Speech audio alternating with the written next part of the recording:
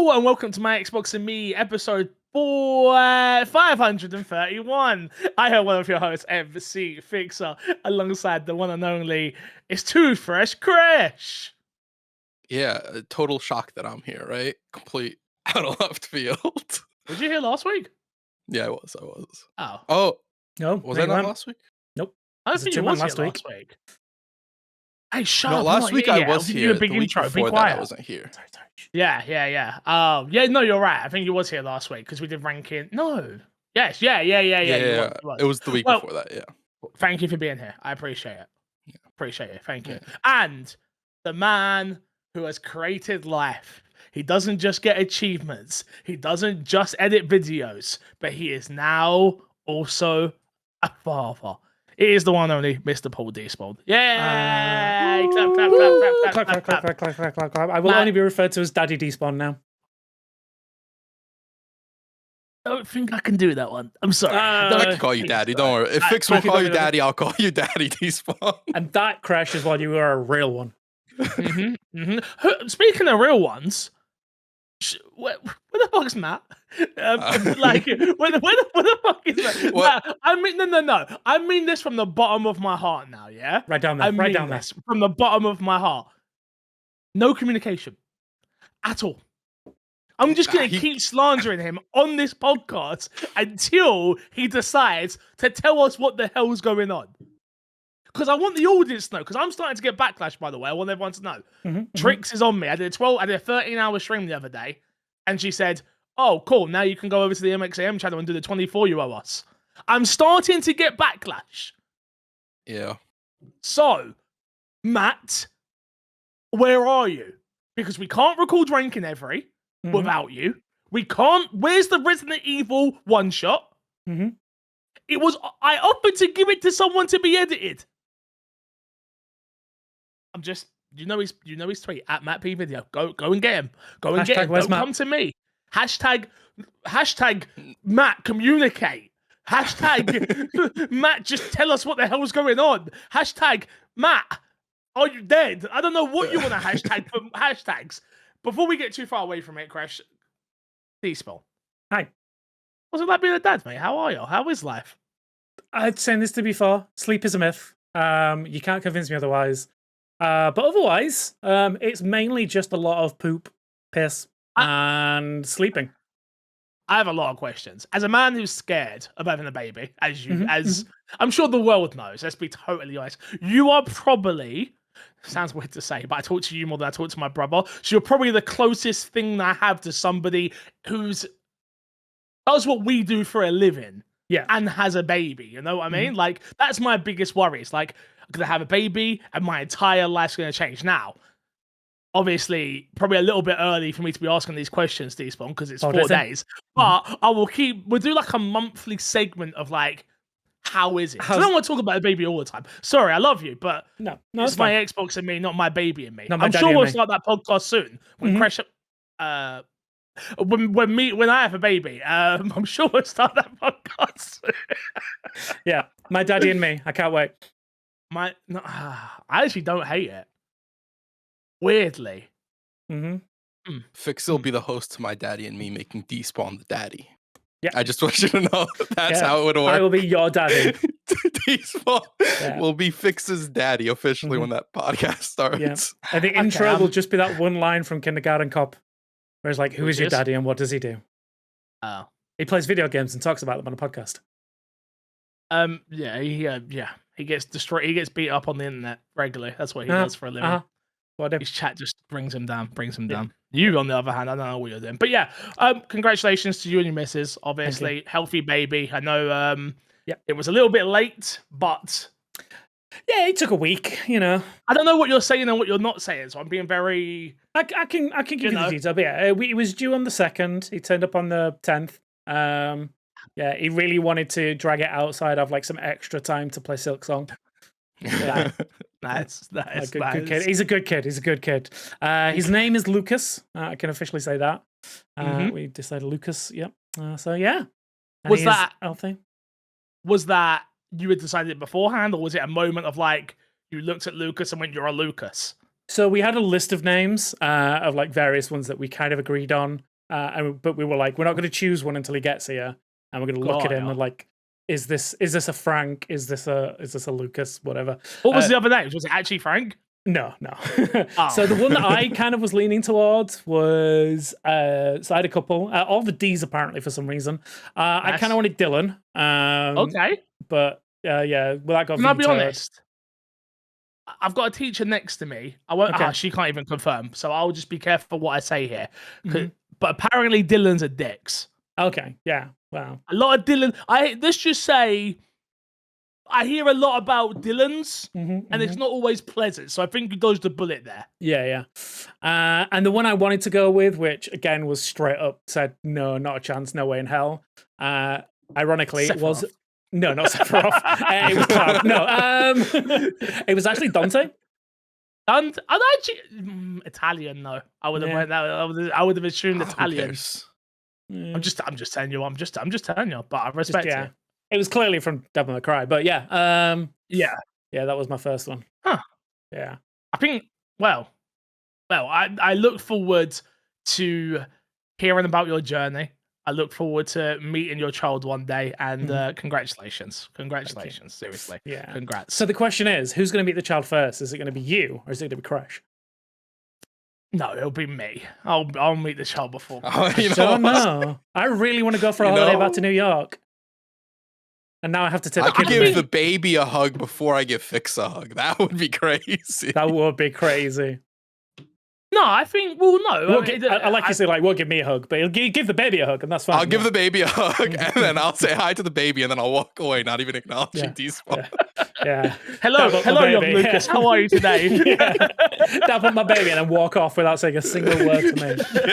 Just a cursory nod to Marie. Yeah, like, nice baby. See you nice later. Baby. It's like, nice baby. Peace. See you. Yeah. No, I imagine it depends. I guess it really does depend, doesn't it? I think it depends on when I have a baby. Because now I can see. Well, because realistically, if I have one relatively soonish, you would imagine, you're not that far in the grand scheme of things. You come up for a weekend, we get the kids together, Haley's had northern friends before, it worked out. I don't know if I'm for it, but we'll see what happens. I'm not sure about southern friends myself, but we'll we'll take it day by day, see how it goes. It depends on the baby, though. It really does, because I feel like that's what brings it all together, right? Now, your whole life is just going to be based around other people having babies and what they do. No, I know that's like it will be though. I know you think it won't. Let's put it this way, right? It will. Like, how often do I talk about I've gone out this weekend and I've done something, or I've got to see this thing, I've got to do that? Yeah, my life is sitting indoors playing video games. Yeah, but you won't be able to. You're going to have to get the kid outside. They need vitamin C. You see, I've got a wife who likes to go outside. She can do that. Might be vitamin D for some, though, isn't it? I'd say vitamin C. I'm pretty sure it's vitamin D. Yeah, sorry, I've just correct myself. Yeah. The way I always remember it, it's Sunny Delight, because it was the sun on it, and it was like full of D, like vitamin D. And it also made your children turn orange and die. No, it didn't. That was lies. It was lies. Scientific fact. I did it once with my second baby. Honestly. Okay. Your second baby's going to be coming out orange. Orange. The whole time. The Tango Man. I'm going to do the intro at this point. Oh, yeah, you should probably do that. If you want to support us, you can support us on patreon.com/myxbox and me and all podcast services. Make sure you drop us a review on Apple Podcasts, drop us a follow over on Twitch, and subscribe on YouTube. Shout out to our Patreon producers, Steezy Sam and Aaron God. Go ahead. Yeah. I was going to say, I'm just going to jump ahead this week. I want 5-star reviews on everything, and I want the comments to be how cute my baby is. I want congratulations. I do want congratulations. Despawns in the comments. That's it's easy engagement farm in there, mate. Okay, I definitely want that. Yeah, I expect at least a minimum of 10 comments saying congratulations, a minimum. And if you don't do it, I don't know if the podcast will be here next week. It will be. It will be. Me and Crash will do this one. Spoilers, it probably will be. I'm sorry. What we're going to show this week, Borderlands 4, a game that many people in this podcast want to hate on and don't want to give it a chance. One including the one and only to Fresh. Kresh, let me read you a message verbatim from you guys to my DMs. Let me just read this real quick. Leaking your it DMs. says, "Are we playing Borderlands 4? Question mark. Yes, I'd love to play Borderlands 4 with you, Kresh. I cannot wait to play Borderlands 4 with you. I told Haley how much. Stop lying. Stop lying. Kresh, let me finish the message. Okay, my bad. Haley is super excited. Kresh, ha ha ha, you a bitch. I'm never playing Borderlands 4 with you ever again. You know what I thought? I thought you went back and edited your message. I was about to die laughing. That would have been crazy. Yeah. No, I'm the only one on the podcast that's played Borderlands 4. Shout out to 2K, they sent me a code. I am part of the Vault Network, which is the Borderlands 4 creator program, I guess is the best way to put it. Not sponsored, not ad, nothing like that. I can say whatever the hell I want. There's nothing, I haven't signed an NDA or anything like that, just so people are aware. I've played around about 3 hours, I'd say.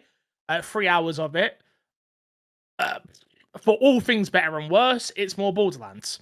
I think there's a lot of new things in the game that are a lot of fun. The menus have been streamlined. I do like the way the menu systems work. Like selling weapons. Like once upon a time, you would always be running back and forth to shops to sell weapons, right? Like that was like a constant thing. Now they've got like a quick sell if you mark everything as junk. That you just click it, bam, sells instantly. But there's lots of quality of life fixes that have been needed in Borderlands for a really long time. The game itself seems interesting. I'm not that far into the story, I'll be honest. Probably done the first 2-3 main missions in those 3 hours, and then I was clearing out the first opening area. Character design, pretty much what you'd expect from Borderlands. You know, the psychos are there, these weird animals are there. It looks like Borderlands. It plays like Borderlands. I'm playing the assault class. I think his name is Rafa. He's cool, he's chill. I've met Claptrap. He seems different, you know. He's not as enthusiastic as he usually is. I will say that. They've definitely. It feels like Borderlands if it took what I imagine. I've never taken one myself, but like taking cocaine in terms of like on a downer though, not an upper. Okay. You know, like some people are uppers, some people are downers. Maybe cocaine's the wrong drug there. It feels like Borderlands 4 if it was smoking weed. You know, mellow.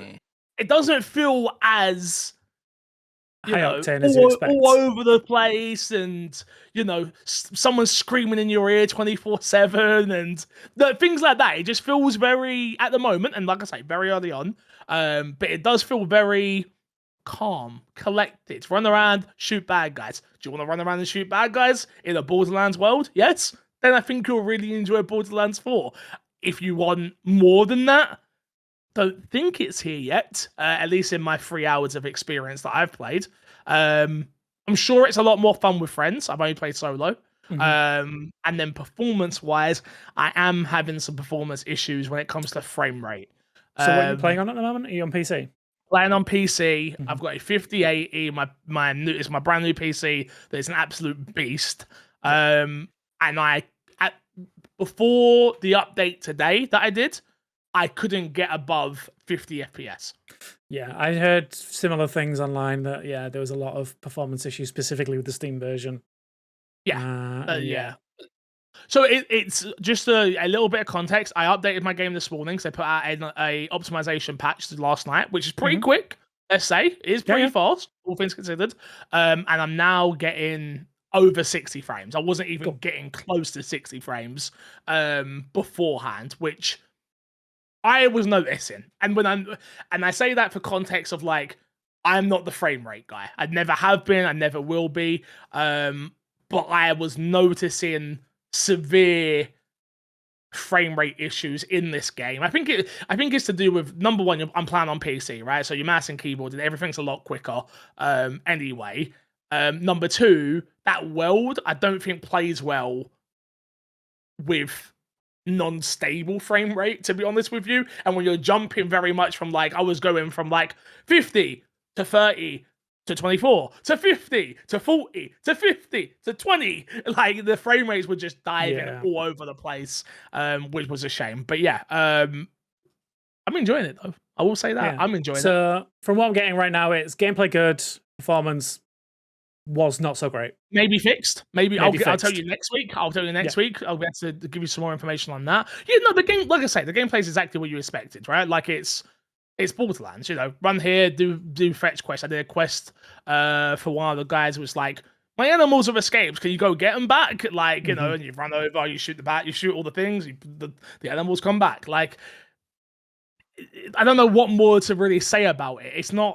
It's Borderlands. Everything is flashy. You shoot things. Yeah, it's not bad. It's not bad at all. If you enjoy, I think for me, it's hitting at the right time where I don't really have a shooter that I'm enjoying right now. Been playing Rainbow again, which I'll talk about later. But that's not quite scratching the itch that I want it to scratch right now. Where like Borderlands is very much like, okay, turn off my brain, run around, shoot bad guys. Perfect. Guns go burr. Yeah, and the guns definitely do go burr. They've got a lot of new weapons in the game that are a lot of fun. You know, I always forget about like the weapon that you can reload and you end up throwing it at someone. They've got that, but they've improved on it. So it's like you don't just throw it at someone and it explodes now. If it doesn't hit them, it'll land near them like a grenade, and then you can shoot the gun and it'll explode. Like just there's little things like that they've added. Again, I'm still, like I say, very, very, very early on for a Borderlands game. It's a shame that I don't have you guys playing it with me. I will say that, because I think there is a lot of fun to be had here. Yeah. But I cannot in any way, shape, or form say to you guys, go buy Borderlands 4 and pay. I think it's like base is 70. The next version is 89. The next version is 120. It's like, you know, I can't sit here and tell you need Borderlands 4. Yeah, so I did apply for the Vault Network as well, but I'm not that guy. So yeah, that's fine. It is what it is. It's fine. I don't make that much content outside work. So but you are a dad. I am a dad. He's a daddy. So I am that daddy. He's daddy. Almost choked on my drink. Yeah. So basically, what I'm hearing is 2K hates daddies. Officially. Yeah. 2K hates dads. That's fine. You know what? So hold it against them. I shouldn't pick it up, Vix. Selfishly, for me, you should pick it up. But for you, no. I don't like this. It does. There is nothing here that if you didn't enjoy 3, you didn't love 2, but you enjoyed the DLC of 2. Yeah. But I can't tell you how much did you enjoy the DLC because we enjoyed the DLC, or did you enjoy the DLC? I can't tell you that answer.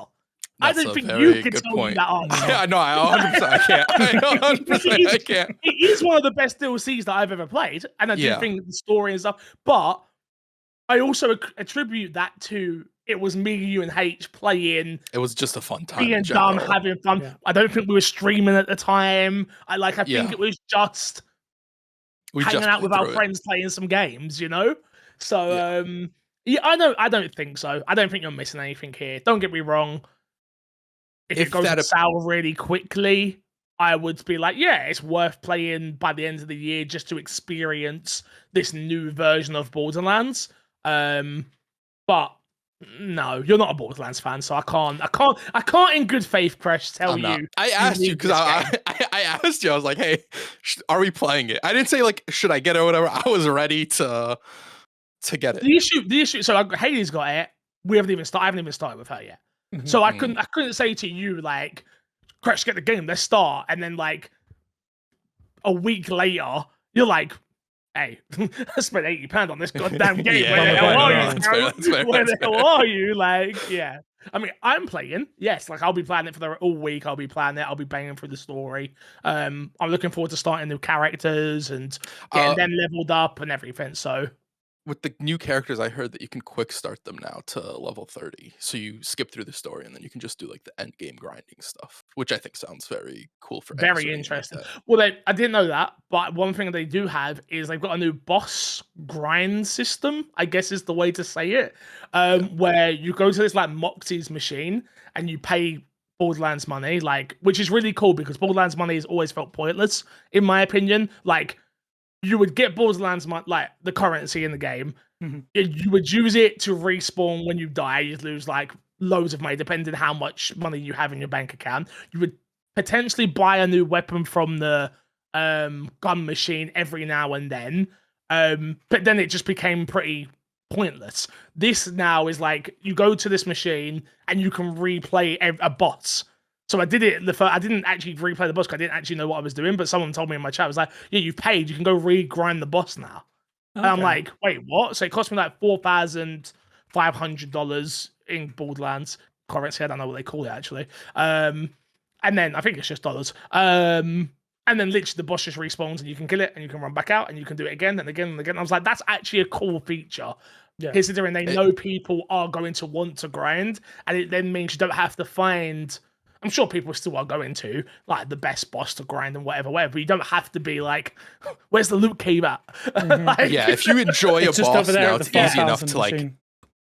Fight that same boss over and over. Yeah. I will say it does sound like they made a lot of the systems that matter the most to Borderlands better, which is those grindy systems. Because at the end of the day, that is the portion of the game people stick with the most. So I think that's 100%. Really cool to hear in general.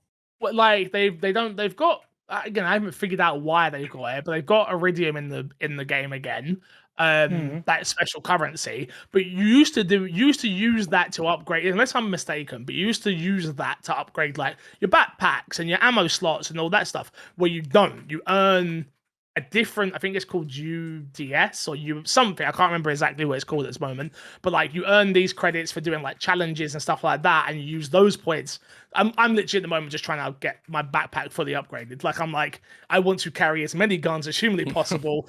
Like just let me just keep doing that. So I'm just at the moment like every single point that I get is going into that. The skill point system is very self-explanatory. Like I say, I do think the menu system as a whole is 100 times better than any previous Borderlands game there has been. And yeah, it's fun. It's a lot of fun. I mean, in 2025, where I think we get a lot of games that are not so much fun, Borderlands 4 is fun. I think it's also a good trajectory for the franchise, because I do think it was sort of waning downwards with the last two games, really. 3 didn't really hit with the hardcore fan base, and then the Tiny Tina one was hit or miss for people. I feel like it was more of a miss than a hit. Yeah. And so this one, like being a pretty big jump back in the other direction, I think is a good sign for the franchise as well. Yeah, I'm shocked. Again, we'll skip ahead because I haven't really put it in the story here, but it's like this was, so for people who don't know, Borderlands 4 is the biggest launch on Steam ever. Last numbers that I saw was like concurrency was like 250,000, which is absolutely nuts for Borderlands. I don't know what I was expecting. Because again, I remember when it got announced, there was hype behind it. I remember when we got shown a bit of it, and I was like, okay, and again, it's a very me thing, but I'm like, I'm done. I don't need to see more. I'm gonna buy it. I'm gonna play it. I love Borderlands. So like, I'm coming into this, and I don't know any of the characters. I don't know any of the skills. I don't know nothing. And everyone's like, oh, you haven't been obsessing over every point. I'm like, no, I'm just gonna enjoy the game for what it is. But it clearly shows that these games do have such a huge fan base. And yeah, I think, like I say, the last reported numbers from what I can tell were like 250,000 concurrents. It was nuts. Yeah, Borderlands also benefits from the fact that you only really need like 2 people to be fans of it in a friend group, sometimes even 1, to get the full squad of like 4 or 3 people to play. That's my thing right now. Is like, I've got lots of people that want to play. I've got Haley who's getting ready to start it. Like, I could have easily convinced you to play if I wanted to. Yeah, I was ready. I was 100% ready. But I chose not to. But it would have been fun. I do think it would have been fun. They do that. They definitely do the thing where, like, when you, and I'm sure they had it in old games, but it feels more refined, I guess, now. Where, like, if you run away from the character, it starts radio calming you instead of the conversation as you walk away, which has been always been one of my biggest gripes with Borderlands. Is like, there's too much going on, and I'm not quite taking in what I'm supposed to be doing. Maybe I've just got older and I've learned to concentrate a bit better in this one. But I'm understanding what each side quest is, who I'm handing it into, why I'm doing it, and things of that nature. So yeah, man, enjoying it. Gonna keep enjoying it. Just quick confirmation: 288,130 is its current all-time peak. That's just on Steam. Just on Steam. Over a quarter million people. Over a quarter million. Steam. That's the peak. Right now, there's 275,000 people playing it. So, right now. Yeah, so it's dropped maybe like 10k. That's just a time zone thing, probably. Mad. So yeah. Yeah. I do think they've done quite a good job, to give them a little bit of credit where credit's due, in terms of like the whole Vault network thing and stuff like that. Like, it kind of come out of nowhere. I don't even remember applying for it, but I clearly did. But like, the way they've been talking to that audience is really good, and I'm hoping that's going to continue. Where they're like, oh, we've got this special event happening, by the way, everyone jump on right now.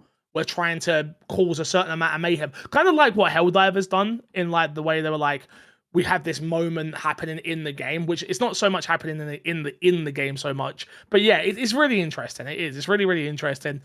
I'm interested to see what they do after this now. Because this is clearly a success. They got DLCs coming out after this, and new Vault Hunters will come out, and there'll be new bosses that they add to grind and things like that.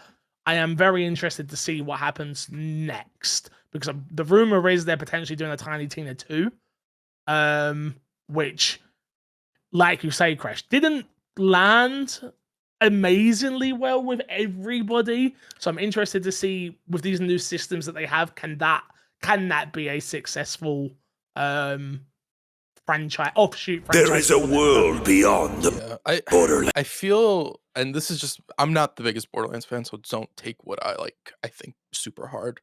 I feel like if they went more into making it a unique experience, separate from like normal Borderlands, and like changed up some of the core mechanics in it, I think that would be a bigger pull for people who aren't maybe necessarily super into Borderlands, or like want a different experience. But then again, like, you'd question whether you really want to do that, or you want to give people a second Borderland experience to have. I don't know. Yeah, I don't know. I don't know what the right answer is, but at the moment, they're in a very healthy position. And I do think there was a lot riding on this game. A lot riding on this Borderlands. And it seems like it's doing very well. Review-wise, I think in Metacritic, it was at like an 84. If I'm not mistaken, it might be 83 by this point, which I think is pretty good for what it is. Yeah. Again, for what it is, it's easy to screw up a Borderlands. So, we've seen that happen. Like, I think they're probably very happy. I think even... Sorry to interrupt. Currently, critic reviews is 84, but user reviews is down to 5.4. So, middling. The issue is with the user reviews, I think it's just performance based, and they've already put out a patch for it. Like, okay, I'm looking here right now on user reviews. 0. Okay, great. I will say, on the performance front, apparently on PC, it is a lot of the anti-cheat and like a lot of that DRM measurements that are messing up the frame rate, from what I'm aware of. It's a classic De Novo game, so yeah. Okay, gotcha. Yeah, it's yeah, man, I'm happy. I'm excited to get off the podcast and play more. So that's probably the best review. Yeah. So take what I say with that much. Anything else to add before I move on? No. I mean, the big question is, like you say, that like we probably don't need to play it if we're not Borderlands fans. Would that assume it's not going to be in your end of the year conversation? It's not a game of the year, bro. Oh, okay. Well, I don't know. Like, they might. Claire Obscure exists, mate. I'm sorry. Like, we are talking a top 10 list. We're not just talking what's number 1 right now. So no, it'll make my top 10. Okay. Well, but is that because you're a Borderlands fan rather than it being an unequivocal? I enjoy this world. I've always enjoyed this world. Borderlands holds a special place in my heart because it's one of the very first games me and Haley ever played co-op together. Like, there's lots about this world that means a lot to me, more than just the game itself. The game itself, though, I think is a very good, solid game. Do you enjoy looter shooters? Do you enjoy, that rinse and repeat of like new gun. Oh, okay, better version of this. Oh, they got this new thing on the guns where you can change ammo type pretty swiftly, which is really cool. Like you've got a sniper rifle that does shotgun slugs. You've got like there's so many different iterations on these guns that makes them feel a little bit different. Like I've got a acid gun and a shotgun, and you're like shooting them with acid and they're doing nothing. You're like, huh, why is this not working? Oh, I've got this literally. It's not change gun, or oh, I've got to go and search for my now cryo gun or my shotgun or whatever. It's like, oh no, I've got a different ammo type on this gun. To me, that's a nice addition to this game that makes it fun. It means like a gun that I enjoy using, I don't have to change out just for the sake of changing it out because it has a multi-usage here. Yeah. Exactly. Yeah. So, yeah, I'm enjoying it. Like I say, I would love you both to get it. I just don't, you're not Borderlands fans, so I don't know if the world is going to entice you in. I think you'll play it and go, it's more Borderlands, and that to you, I think is a negative, where to me is a positive. I don't know if it is, though, because right now, and again, this might just be personal circumstance, because as we talked about for the first few minutes, I'm just looking for something I can just play without having to think about.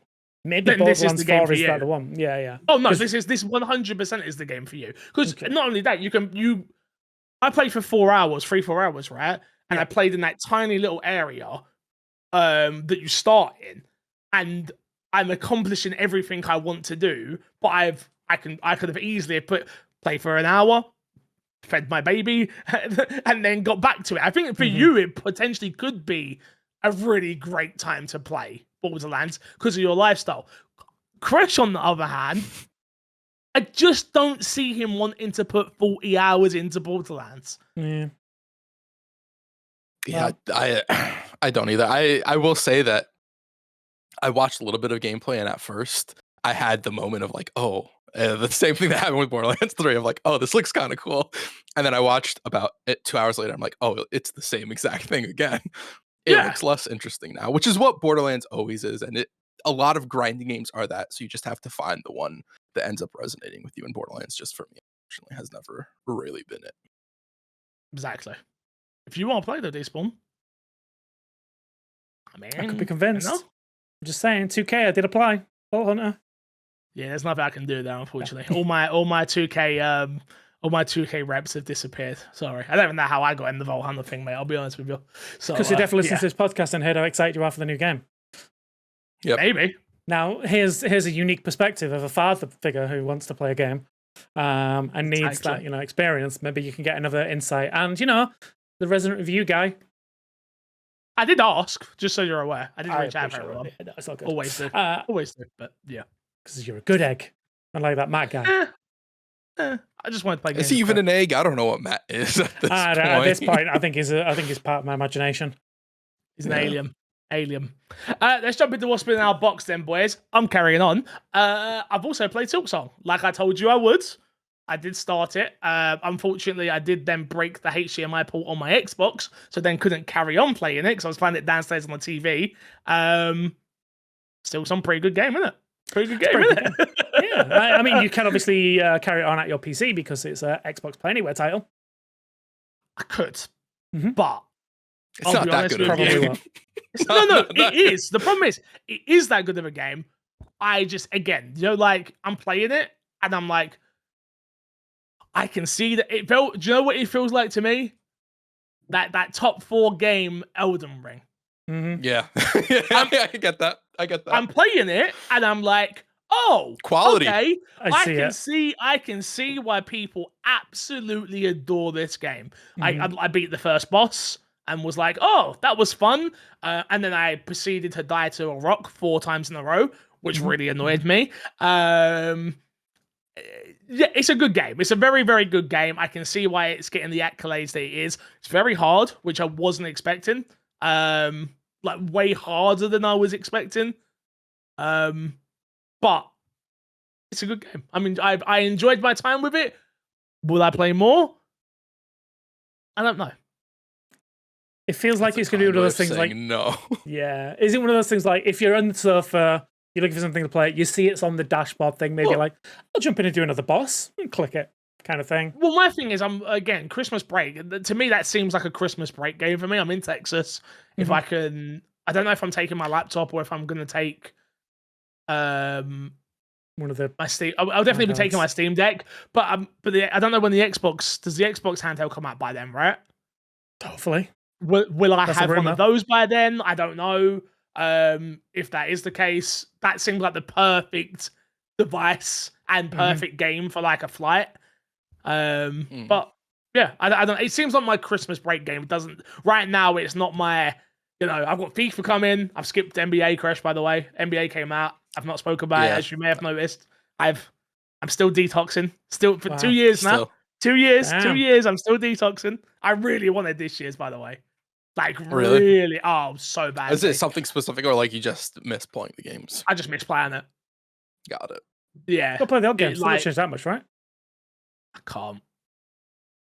Because you can. No, also so online integrated as well. Everyone's moved on to the new one.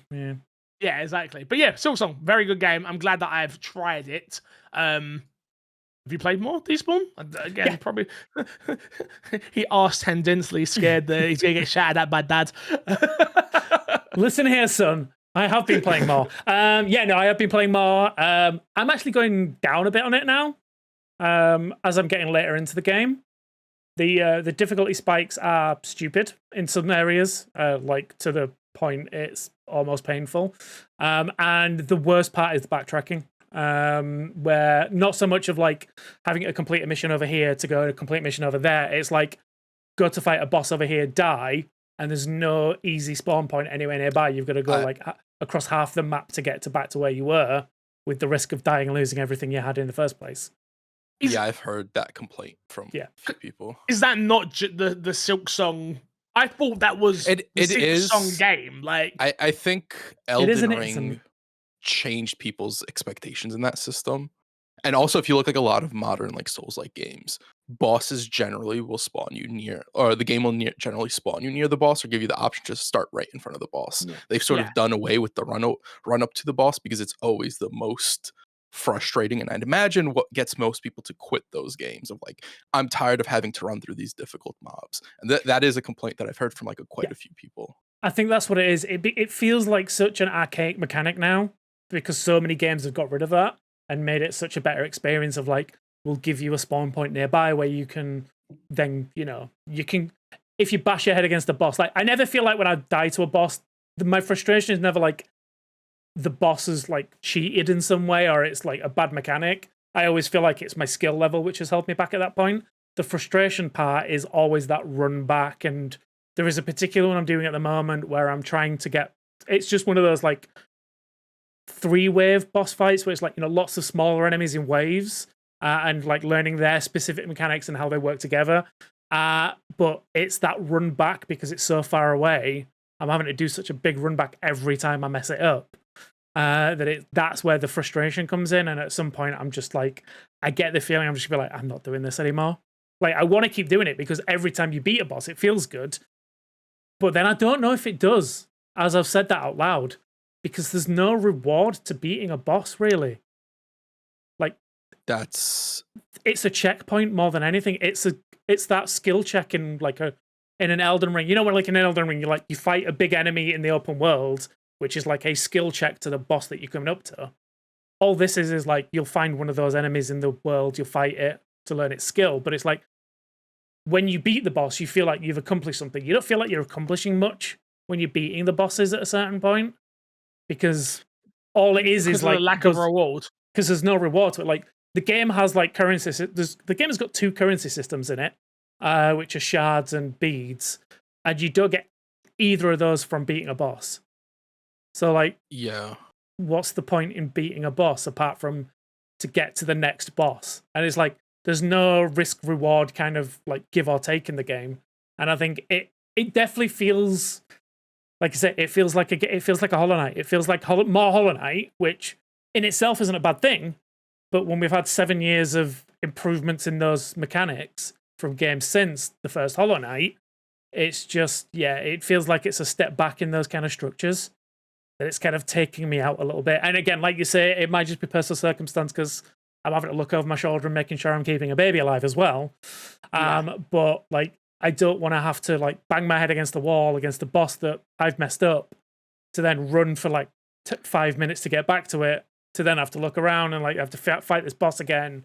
And it's just like, and by the time I beat the boss, it's like, I don't have that euphoria of like, yes, I've beaten a boss. It's like, thank God I've beaten that boss and I don't have to do it again.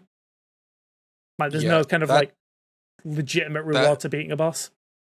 That's definitely not just you, because that is I was talking to my friend about it the other day, and those are two of like his biggest complaints with the game, were the run back to the boss and them not having the America system. I forget exactly what it's called in Elden Ring, and the fact that the bosses don't give you any sort of reward, be it souls or upgrades or anything like that, which is kind of confusing because I do know they have the relic system in the game or whatever it's called. You'd think they'd have some special relics from the bosses. Boss specific. Like, there's a couple of like mini bosses that do drop relics, but like I don't think I've come up against like any of the bigger bosses. Like I think the fourth chorus boss that came across early on didn't drop really anything for me. The Moss Wing, I think it's called, was another one that didn't drop anything. It's like the bosses themselves don't drop anything. Like more often than not, you'll just find one of those relics hidden in a secret passage somewhere. It's like the game rewards you for exploration, but the main part of the game, which is the combat, it doesn't do any rewarding for. And I think it's to a detriment at the moment where like I'm still keeping playing it and I'm still like those moment to moments I'm still enjoying the like going around the maps and finding new secret areas and things like that. But there are two major like issues I'm having at the moment of the save points and the lack of reward to your endeavors. Fair enough. That's a shame. Have you played more Crash or? I played a little bit more. I'm officially gonna put the Silksong away. Platforming is just I don't like platforming, and the platforming in the game is difficult as well. So I got to a point where it's like I don't really want to do this. I don't really care enough about the rest of the game. Like Fix said, completely echoing the sentiment. 100% get it. Really well made game. Just 100% isn't for me.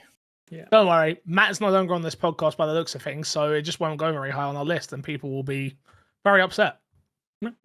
They can all blame Matt when it's not high on the list. We know for a fact he would be sat here right now like, you're idiots. Would he? You're crazy. This game, he loves those type of games, don't he? I don't know if he liked Silksong. I don't know if he plays games. That's a real. You know why he hasn't been on the podcast? He's been afraid to talk about the games he hasn't played. He hasn't played a game It before, all that's makes why. sense.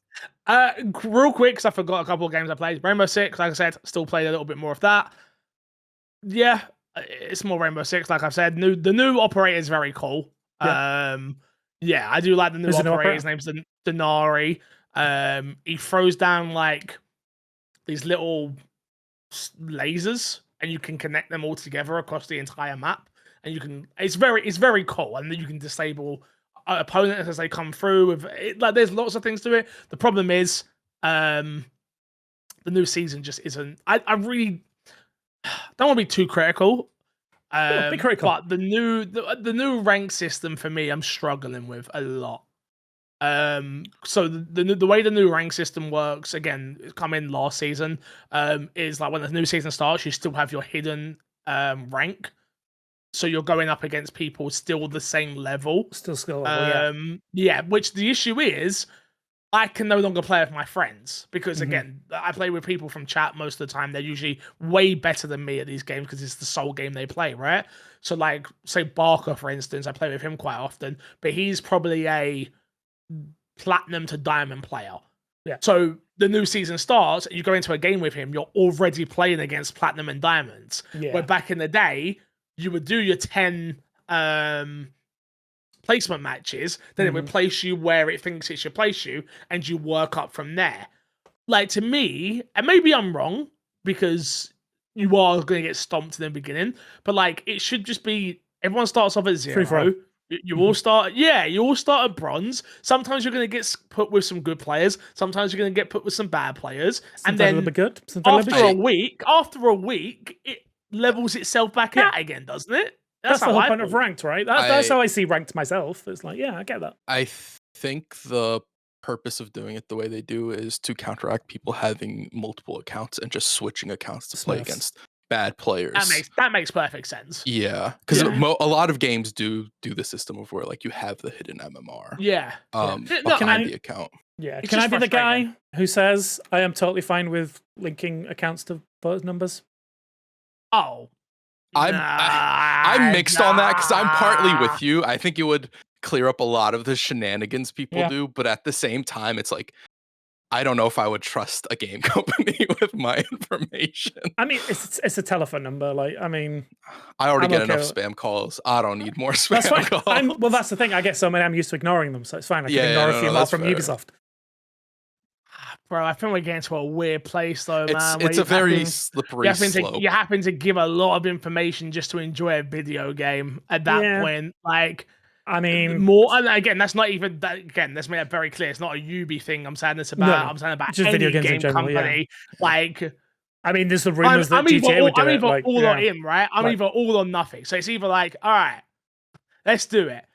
Here's my passport. Here's the photo. Here's everything, and like, and I'm locked. Like when I get a console, you did put we ever it talk in, about it's it? like Xbox doing the age Xbox verification thing. Yeah, I think we spoke about it. It's coming in the UK. It's coming, but even that, I think that's a whole nother political conversation beyond even video games. Video games are fun, because you guys have to do it for Discord as well, if I'm not mistaken. No, I believe they're talking about everything. That's crazy. Everything. Can't goon. Yeah, no gooning. No gooning. I don't, bro. Like I don't want to get too graphic, but imagine you're ready to goon, and then it's like, hey, the gooning's gone. Hey, do me a favor. Do me a favor and look at this camera and rotate your head left and right. Do you know what? I'm good. I just won't goon. I'm okay. You know.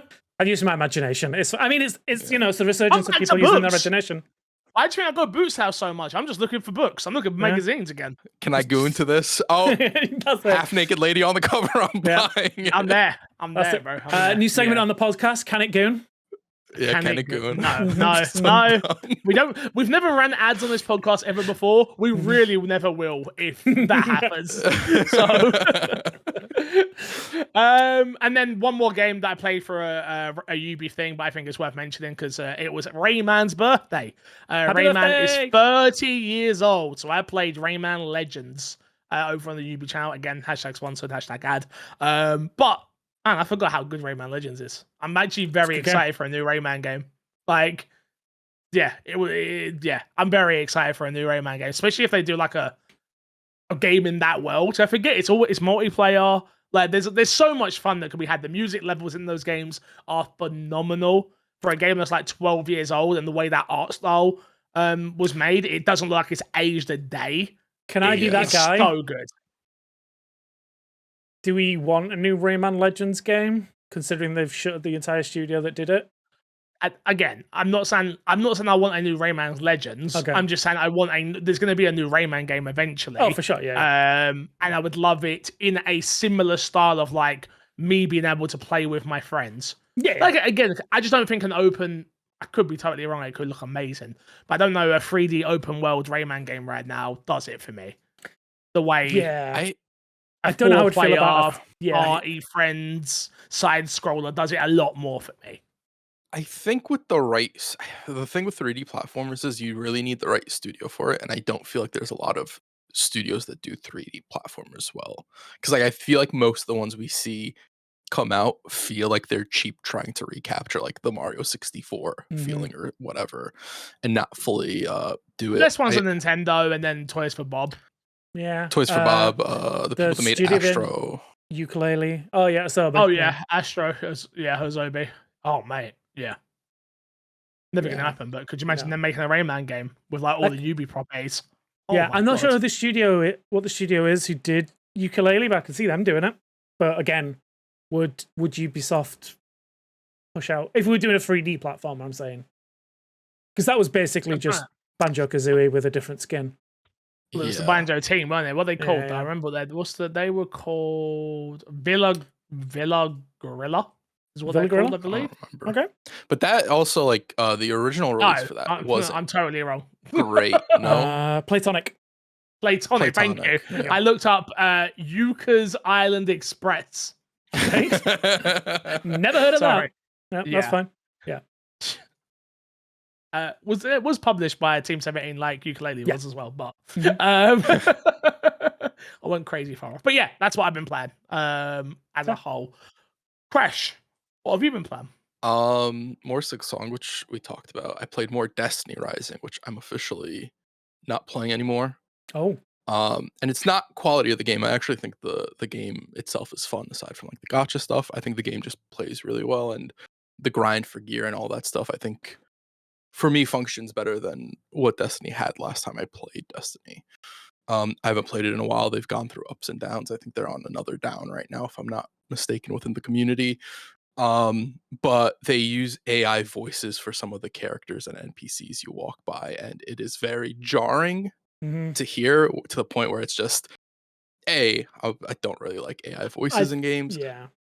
But B, it also just sounds really, really fucking bad. Like, so I've seen the clips of this. I'm not saying it sounds like, it is that generic AI voice from TikTok. Yep. 100%. That is, that is the perfect. That's the that's a really. It's that dude doing parkour on Minecraft as you hear a story that's been read from Reddit. And it's that same voice, but it's giving you Destiny flair. It's not good. The only way I'd go back is if they were to like replace the voices or like go away from doing AI. I feel like they're probably not going to do that. They probably make a ton of money doing what they're doing already, and they'll keep up with it, which is very unfortunate. Other than Destiny Rising, I did play Digimon Stories Time Strangers. They put out a demo for the game. The game comes out October 2nd. I am very, very excited for this game. I will start off with, the story feels super nonsensical to start. It is a time traveling story, and I feel like, what is a time traveling story if not nonsensical to start? Gameplay wise, I do like what they've done. They made it where you can switch out your party members at will, like whenever you want, and you don't lose a turn. So it adds like a strategic element to the combat, which I really like. The getting new Digimon works the way it has for a very long time now, and every time you battle a Digimon, you get a percentage of a scan on them, and then when you reach 100, you can summon them, or you go up to 200 and you can summon a stronger version. So you look confused, Despawn. Yeah, so I'm watching. Confused. No, that's fine. I'm just watching the trailer at the moment. For anyone who's watching who's listening on audio, go watch the video version or go check out this trailer. Do you summon Digimon by pulling out a gun? There is a gun system in the game. Okay, you don't summon them by pulling. You don't summon them by pulling out the Glock. Like, yo, get out now. There are like super team up moves that you can do. Okay. I don't know exactly how they work. The one that you have during the demo is you buff your team, so you shoot at your team, and it buffs them. Yeah, I do think they have different ones, like damaging ones and stuff like that, where you're shooting at the enemies and stuff like that. But yes, you do have a super powered gun. Pulling out your Glock 9 on a Jirojimon. I love it. Yeah. I like it. I think Digimon fans are going to be very excited for what's going on in gameplay wise. I think story wise, they have interesting stuff lined up, but like I said, time travel stories are just I think they're almost impossible to nail. I can't really think of anything other than like a Back to the Future that really nails time travel, and I'd argue Back to the Future. Hot Tub Time Machine? I've never watched Hot Tub. I've never watched it. Have you never seen it? Both of you? No. Oh, that's like my humor. That film explains amazing. a lot. Both of them are great. Yeah. This is quite a lot. But Digimon Stories, Time Strangers, super, super excited for it. I will say neither of you boys will probably need to play it for end of the year. So yeah, I'm looking at the trailer now, and I'm like, yeah, I'm good. Yeah, I might play it. Like you played Street Fighter 6 and I did play Street Fighter 6. You played the demo and you never played the full game. Sounds like I played it. Are you not talking about Digimon right now, the demo that you played on what's in its box? Yeah, but I will play. So you're saying you'll play the demo? God, you know what? That's a good point. I said I played the game. That is, I fucked up, Fix. I fucked up. I messed up. I will. The fact that you're man enough to admit it is all I need. Yep, Now go buy Borderlands 4 so we can be friends again. Do you want me to buy it, Fix? No. Okay. I do, but no. I can't. Do you know what I can't deal with?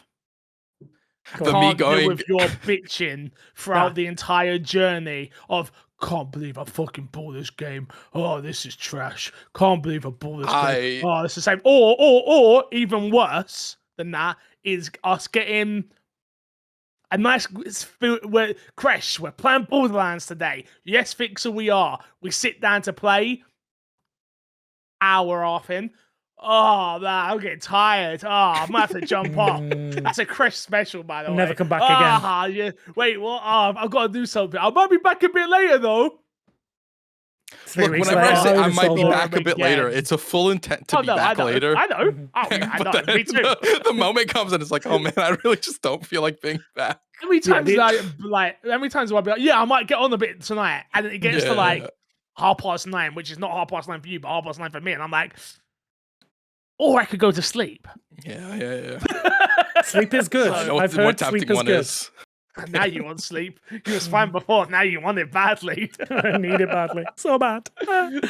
All right, let's get into this week's dashboard. There was a Nintendo Direct, so a lot of news has come out from that, which is crazy, by the way. We'll get into it in a little bit. I wanted to go with the first story being Final Fantasy VII Integrated. It has finally got its release date on Xbox and Nintendo Switch.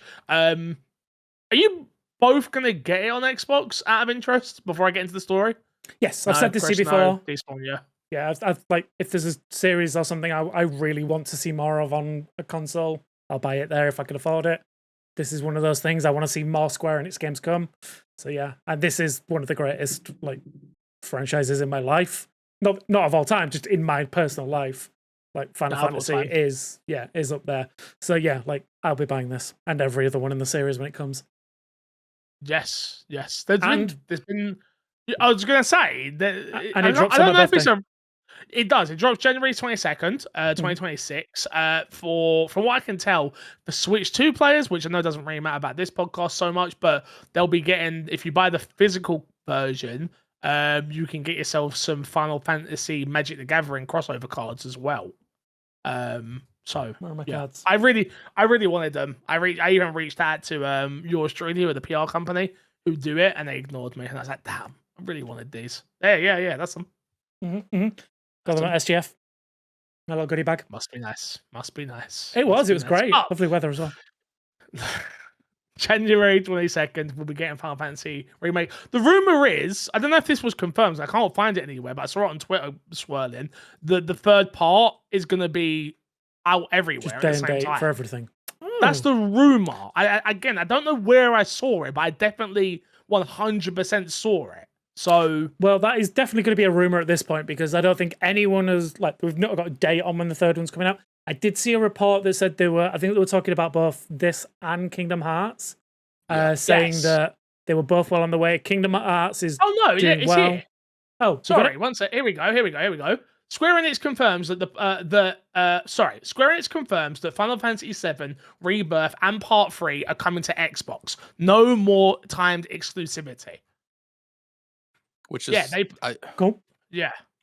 I feel like not super surprising with the way Square Enix is moving. Yeah. We've also somewhat seen Sony be more on the playing field with Xbox in terms of I'm not saying they're super okay with it.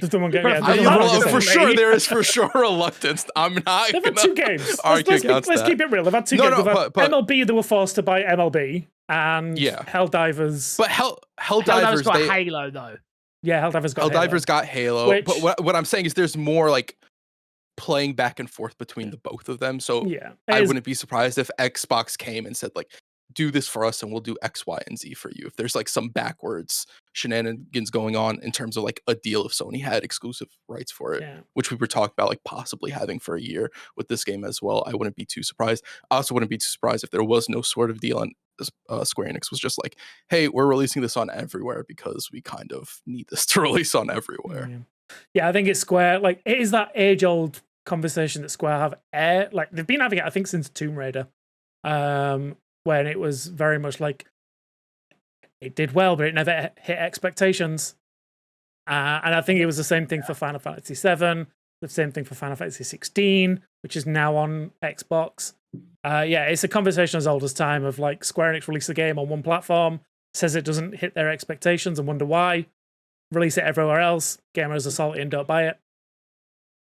So maybe just stop with the timed exclusives. And I was going to say, way, I'm excited. Yeah, talking about like middle ground of like Sony being weird. I did buy the War Bond for Helldivers 2 for the Halo stuff. Ooh. Feels good running around without a classic assault rifle from Halo and shooting some bugs. I bet. Oh, I'm glad you're enjoying it, mate. Now you've got no time to play it anymore, so sorry. Yeah. It's a very fixed and news-heavy day, sorry. Football Manager 2026. Pre-orders are now out. For those who don't know, this is a big deal because Football Manager 2025 got cancelled. This is first time. Go on. This is the one on Despawn's no, game? this one. The previous one was. Yeah. Ooh, got it. Ooh, rough. But yeah, they've they announced it. New menu system that looks amazing. New in-engine gameplay that looks amazing. For Football Manager.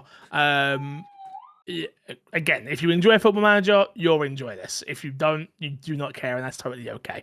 They're adding women's football to the game as well now, cool. So you can manage women's football, which is very cool. After them saying that it wasn't. Well, they didn't say they wouldn't do it, but they said that it wasn't. I can't remember the exact words, and I don't really want to. I'm gonna go for the business. Just guess. It wasn't a priority. I don't know if they didn't say priority. I think it was more like it wasn't like viable or something along those lines. Being like it's not popular enough. And then Miles had a conversation with the Lionesses, which is the England women's team for people who don't know. And they were like, how are we meant to make this popular if we can't get people like you to keep helping us keep making this more popular? And I thought that was a pretty fair thing for him to say. So they've added that, which is also really cool. But yeah. Did they just win the World Cup? Well, it's like, come on. Does help. But yeah, it looks amazing. I'm really excited for it. It's my new. I'm not playing RP at the moment. I'm playing Borderlands and Football Manager again. So, yeah. Fair enough. I do want to point out because I looked it up just to see what the quote was. From what I'm seeing, since 2021, they've been saying that women will be in the game or something like that. I don't know exactly. It's one of those but again, we're at 2021, Chris. That's 4 games later. No.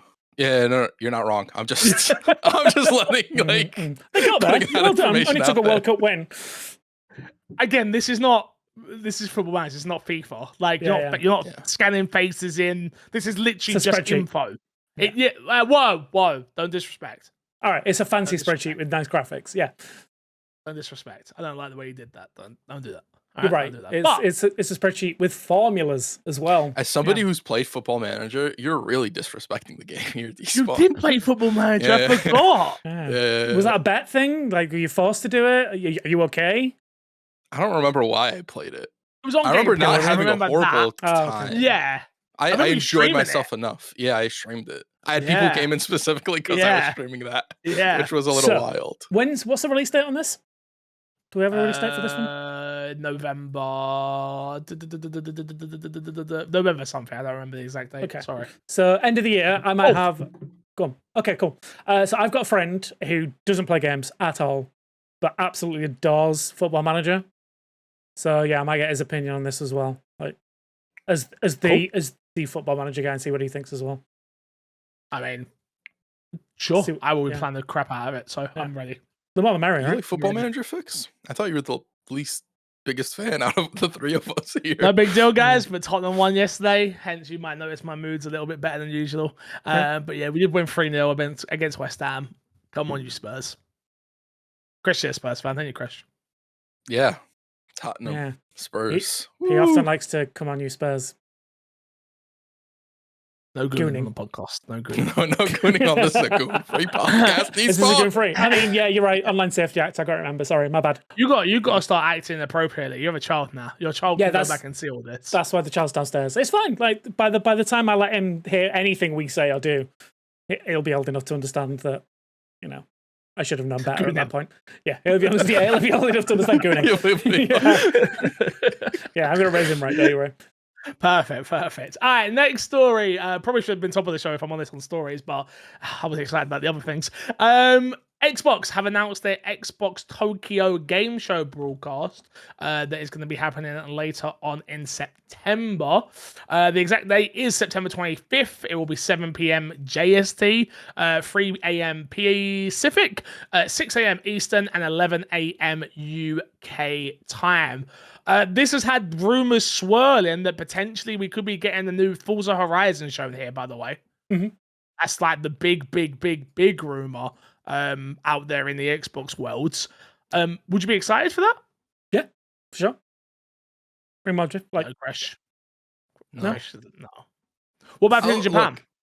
Look, no, I don't really care for racing games and racing sims. I'm sure that when it comes out, if you guys were like, hey, let's play it and race, I would play it and have a good enough time. It'd be a good experience to have, but it's not something that I go out of the way to play as well. So it's not really something that does anything for me. I can't lie, this does excite me a little bit with it if it is in Japan. Like, 'cause if we get like street racing and drifting and all the good stuff in Japan in Forza, could be dope.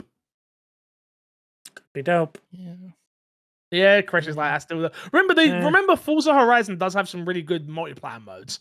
Like it does. They had like a battle royale mode once. Like, they do have some really good modes. So I do think there's a bit of fun to be had there, especially if you have already got Game Pass. For people that do, I know you don't, Crash, currently, but maybe a potentially soon. Maybe. I mean, the official comment from them does like kind of hint that they had been using Japan-inspired content. So, well, they've already done Japan-inspired content in one of the games recently. No. And I feel like Stead had also mentioned that. I think Stead had also mentioned, what's it called? That there's been a rumor for Motorsport or for I was gonna say Need for Speed, for Horizon for a while that it's going to be a game based in Japan, and it's like the yearly rumor for the game at this point. So yeah, well, Ubisoft did it, so now they're going to move to another studio to have the rumor going on every year, haven't they? That's true. The DLC comes out next week. Yeah, true. I think for AC. Yeah, I think it's a good fit though. I think Horizon and Japan will be a good fit. Be something new. Yeah. Like they've had Australia, they've had the UK. Like the Horizon series is always like a country-specific kind of theme to its gameplay. So I think Japan would be a good fit for it. I think also what that team would do in Japan would also be very like visually worth seeing as well. Yeah, and again, there's been stories of them visiting Japan. So could that just be for the specific cars that they want to put in the game, or could it be they are like capturing footage of Japan itself? Who knows? Time will tell. We will know real soon. If we're not busy, I'll be doing a reaction to it, of course. And if I am busy, I won't. You won't be. You'll be working. Nope, I've got 8 weeks off work. Yeah, you might be there potentially. I might be there. But who knows? 11 a.m. You got yeah. See if the nappies have changed by that point. What day is this again? 25th. Thursday, 25th. So it'll be 3 a.m. Pacific. Actually, I can tell you now. 1 second. I will check my diary. I've been putting my dates in my diary properly. Oh. I will not be there. Oh, okay. There you go. So cool. Crash will be holding it down, and Despawn if they can. I've got UB stream. It's at the exact same time. Damn, son. Yes. That's fine. What my plan? I don't know. I'm sure it'll be fun. But don't watch that. Watch us. Maybe not. Yeah. Watch me Crash. Yeah. Watch Crash and Despawn. 100%. 100%. Last story. Resident Evil Requiem got a brand new trailer at the Nintendo Direct. I was flabbergasted, Crash. Your guest was flabbered. I was shocked. I was not. Number one, So I expected the game to launch on Switch 2. Again, it's powerful enough in low settings to launch on that game, like to launch on there. And if you see the trailers side by side, the Switch version versus the PC version, oh my god, night and day, mate, night and day. But this is probably, in my opinion, the best Resident Evil Requiem trailer we've seen so far. I don't think it was anything different than the last one. See, this is how I know you're not that guy when it comes to this. Or maybe You're you not that just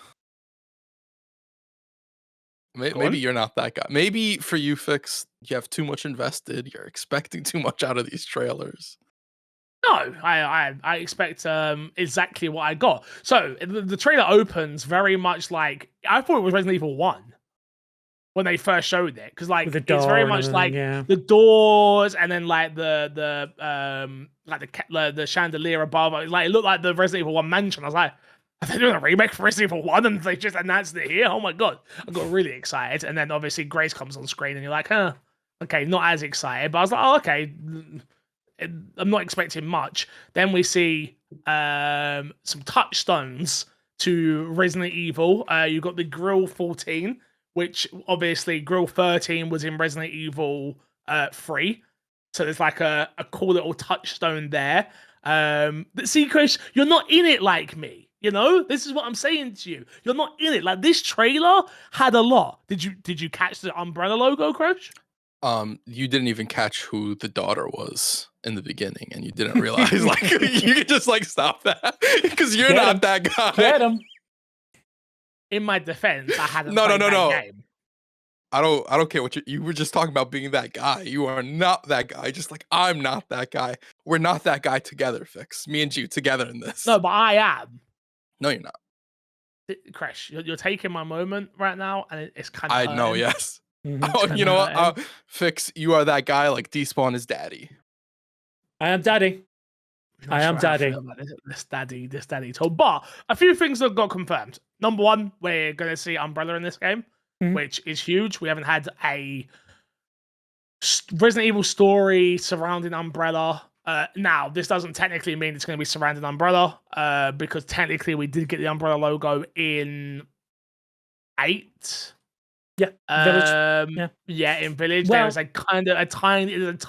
tiny bit about it, that references Resident Evil 0 and the virus and stuff like that. The spoilers is the idea of Umbrella comes from what happened around the original world of Village. And sure. They were kind of like the world of like Umbrella and through the games throughout the ages has been fun to like kind of follow that thread. But yeah, but I'm saying it wasn't a main. You could have easily missed it. Yeah. In 8. Yeah. If I'm not mistaken, it also wasn't in any of the like trailer or promo material. It was. No. Was it? Okay. Yeah. There's the bit where they show.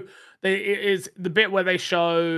You don't know it, but you're putting all the baby parts in. You don't know that's what you're putting in, but it's literally the main centerpiece of that they show it. And I remember there being like fan theories about like it's going to be the original, like the origination of Umbrella, and then it kind of was, but it never really was flushed out how we hoped. This is very much purposeful, like the red and white Umbrella logo, very much in your face, like So for me, I mean, if we're doing a trailer breakdown at this point, but I feel like it's more of a fact that we know it's all based in Raccoon City. Of course. So like there are going to be remnants of Umbrella around because Umbrella basically in the modern like remakes, like Raccoon City was built off the back of Umbrella.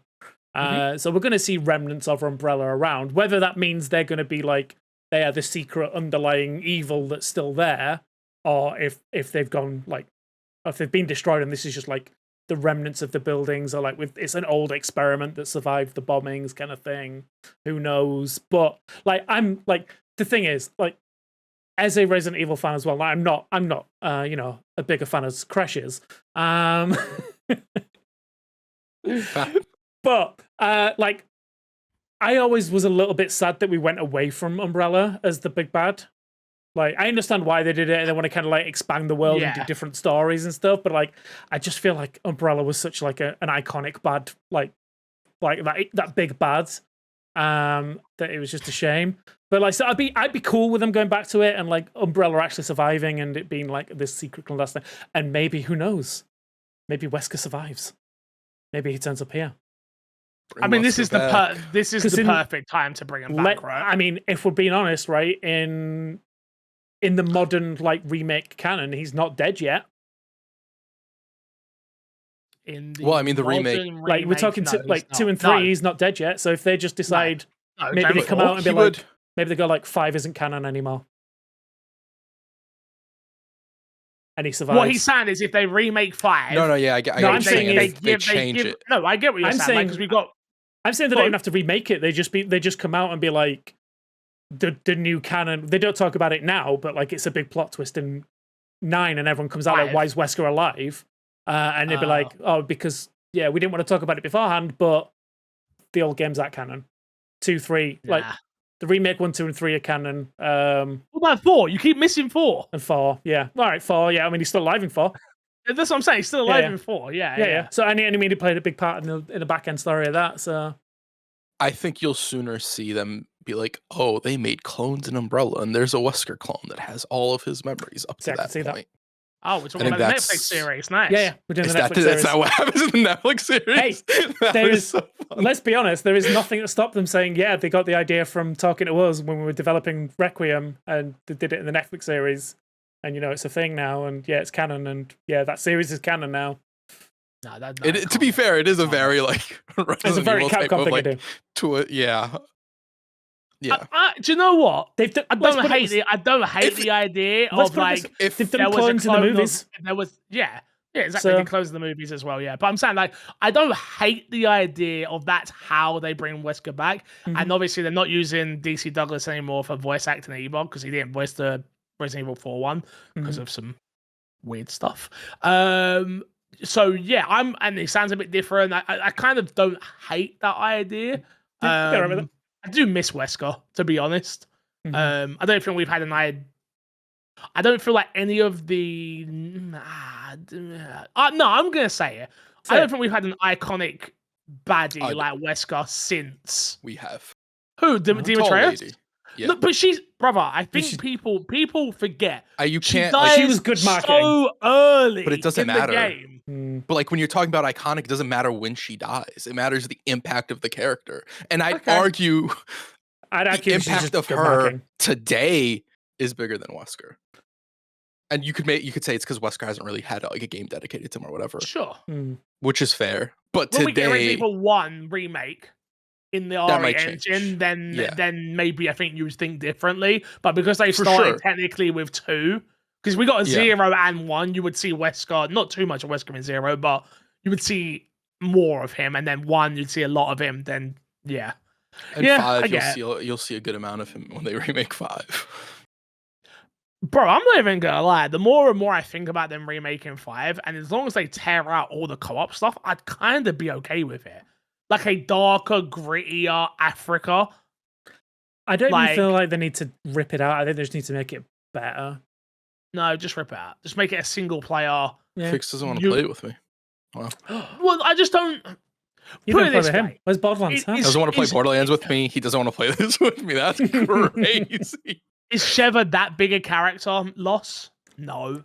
Not really, to be fair. We never see her. But you could also incorporate her without completely cutting her out. Yeah. You can still have her in the game as well, but just not an NPC by your side the whole time. So yeah. Anyway, but really enjoyed this trailer. It's probably my favorite trailer, Requiem trailer so far that we've seen now. I think this is the second official one. We had a teaser beforehand, and it's just getting me more and more hyped and excited for this game. To be honest with you, big ending with actually showing her with a gun. So really not just a gun. That thing was a cannon. It looks like it's Barry's. And not specifically. Barry's, but it's the gun that Barry uses, his Magnum. So his big Magnum, huge. Huge. But they are really trying to dispel the rumors that they're going to.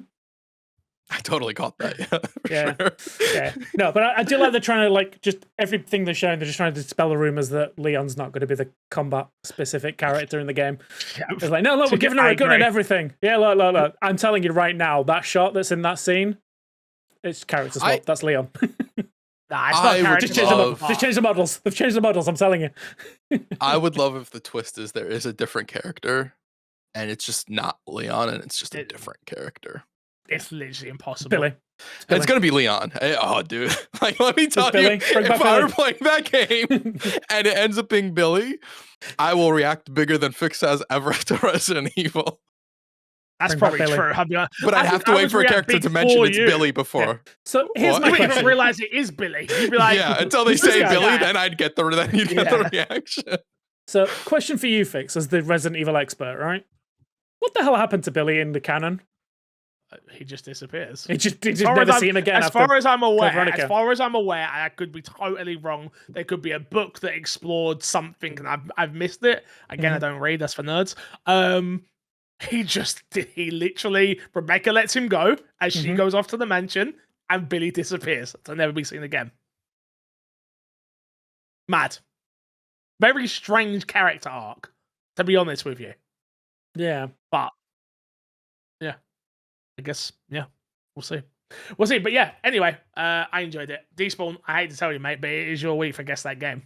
Well, crap. Luckily, I do have a game in mind. So let me bring that up on my screen. But for anyone who's wondering what the hell Guess That Game is, let me tell you. Guess That Game is the weekly game show within our podcast where one of us, this week me, will choose a game, and the other members, it should be 3, currently this week 2, members will choose which game, or will try and guess which game that is with yes or no questions. They have 1 minute and 30 seconds on the clock to guess, and at the end they will get a point if they guess the game right. And I will also have a trivia question, which I do not have, but I will think of one. I promise. Points are looking like this. We have got Kresh currently sitting at 20 points in the lead. We have got Matt sitting on 3 points. We have got Despawn sitting on 19 points. Actually, woo, daddy! Woo, daddy! We've got me sat on 18 points. I'm kind of hating it now. And we have Brad McCaffrey, guest host, who was on 1 week, sat on 1 point. Woo! Well, must be nice. Must be nice. All right, Despawn, when you're ready. Let me bring up the wiki for you guys so that we do not get any arguments at the end. There will be. There will be. Yeah, there will definitely be. Cool. Okay. And let me find... Yeah, okay, I'll find a trivia at the end. Let me get a clock up for you, boys. Anyone want to take a stab at it? You guess the game right now, I'll give you 2 points. Borderlands 4. Crash? Resident Evil 5. Wrong.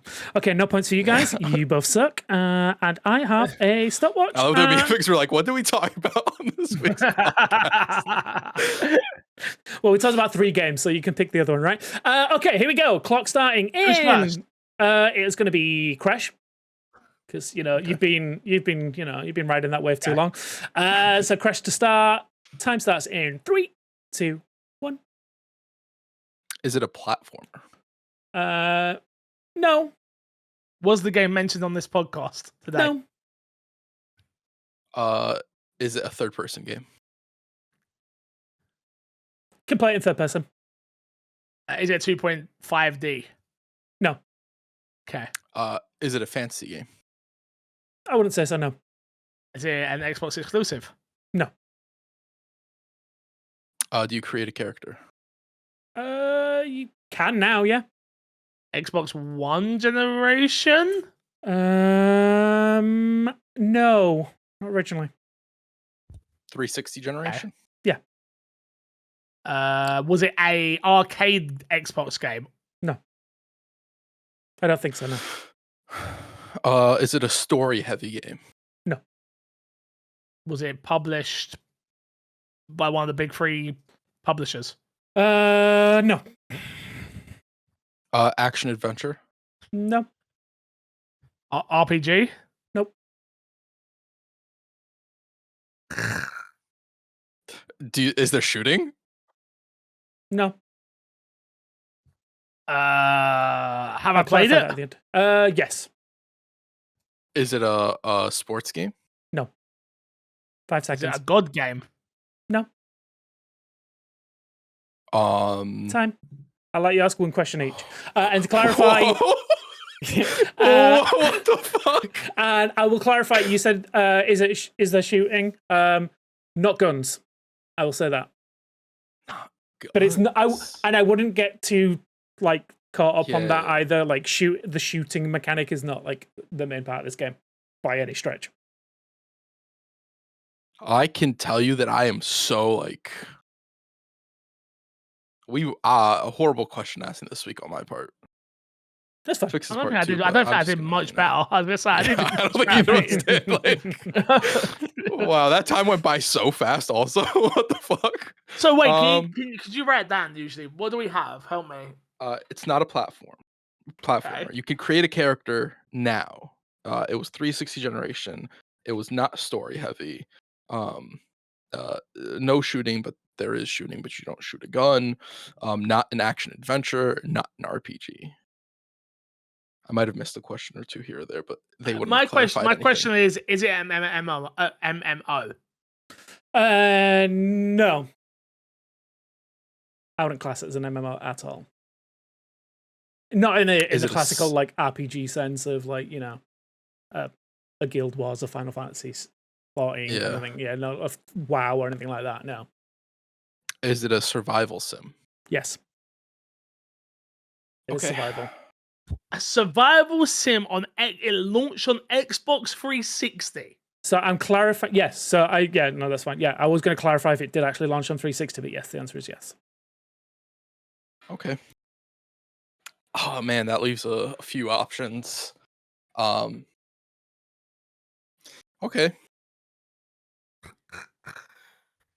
I ain't gonna do a lally. Alright. I wonder, are you counting Minecraft as a survival sim? I'm gonna say Minecraft. Minecraft Crash? is my guess also. I have it written down. This is Minecraft. Son of a you can see bitch. You both got a point. It's Minecraft. Yeah. I was hoping Fix wouldn't like when he questioned. I was like, why wouldn't Minecraft be considered a survival sim? All right. I don't know. That is the main thing Minecraft is It's a a survival. survival sim more than anything. Yeah. I think it's, maybe you get caught up on the sim part of it, but it is survival for sure, 100%. Like, that is it. Bro, that broke me there for a bit there. I was like, what? I thought I was getting a point today hell? then. All right. Oh, you were so close. I was so like, Yeah. I knew As soon as after you that, were like, like, it's that'd not give it to Minecraft. Fix. Yeah. As soon as I asked that, I was like, it's probably gonna give it to Fix, but I need to know. Okay. Yeah. I was stumped otherwise. Yeah, I wasn't getting nothing. Yeah. Cool. Yeah. It I'm was an not arcade game, by the way. Oh, was it? Okay, then I apologize on that But one. that's fine. Yeah. Otherwise, you both got it anyway, so who cares, right? All right, quiz time for you. This isn't multiple choice or anything like that. This is like, how well do you know the lore of Minecraft, right? So on the menu screen, there is 1 in 10,000 chance that the Minecraft title will not say Minecraft. What will it say? Oh, Jesus Christ. Gooncraft, of course. Yep. That's not my real guess. That's not my real guess. I'm not locking that in. I've locked it in for you already. It's Gooncraft, That's unfortunate. I don't have a clue. Something, I reckon, look, I'm not going to get a point for it, but like, I reckon it's going to be something about Notch, like Notchcraft or something like that. Okay. Sorry. I'd guess it has something to do with creepers, but I can't guess anything. Minecart. It says minecart. I don't know.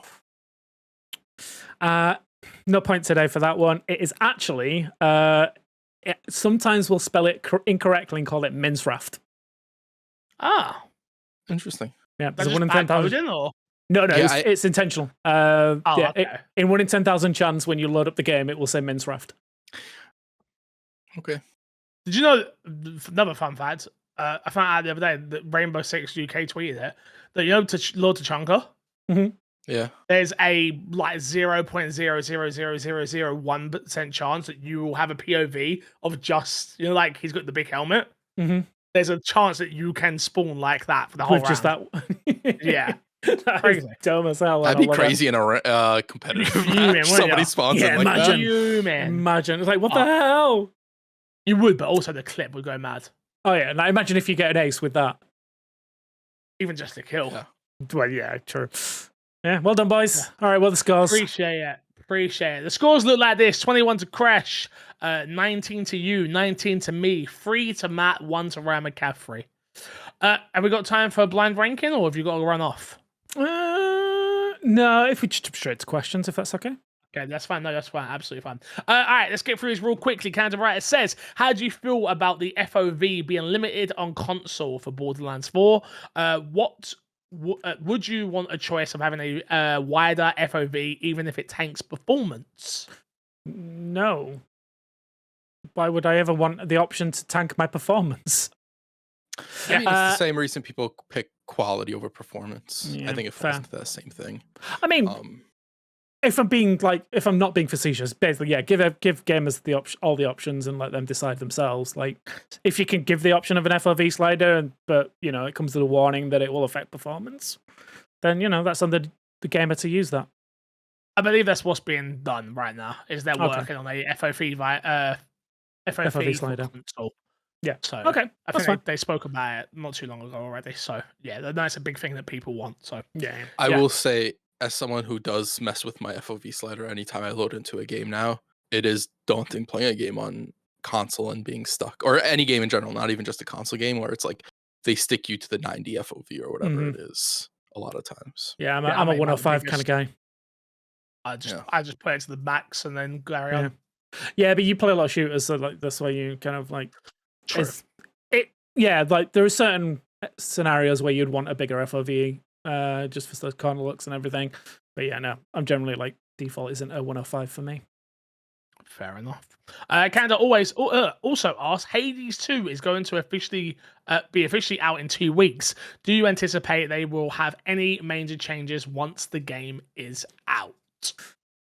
I don't know what's in the game currently. I know they've been like dropping a lot of updates to it. I know they did like a whole new section recently, a few months back. So but I could see them putting more in there for sure, like for the 1.0 release. Yeah, I imagine it'll have a bit more to it. I wouldn't. It depends if they have post game.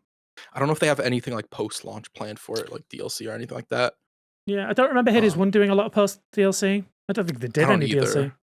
Yeah, so I think you could get like a pretty big beefy update if this is like the last hurrah, where it's like we're not working on this. This is like the last of it. I think you could get some stuff. Otherwise, probably not if they plan on doing stuff afterwards.